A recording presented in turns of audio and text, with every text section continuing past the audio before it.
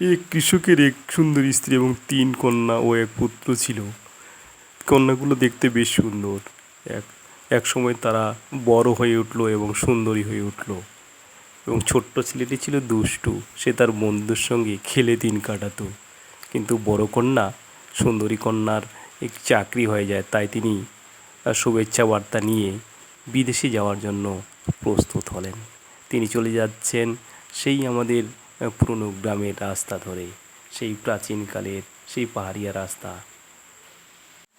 আর আষাঢ় মাস, তাই রবীন্দ্রনাথের আষাঢ় কবিতা। তাই তো গ্রামের জলাশয়ে পরিপূর্ণ, চাষবাস শুরু হয়ে গেছে, মাঠে হাল চাষ চলছে, কৃষকেরা চাষবাস করছে। গ্রামের ঘরগুলিতে প্রায় জল উঠো উঠো অবস্থা প্রায়। একটি মাত্র দোকান রয়েছে গ্রামে, যে দোকানে ভিড়ভাট্টা, মুদিখানার দোকান বেশ ভালোই চলছে। গ্রামের ছেলে স্ত্রী পুরুষরা যাচ্ছে। পুকুরে ফুল ও অন্যান্য পশু পাখিরা বেশ আনন্দে আছে।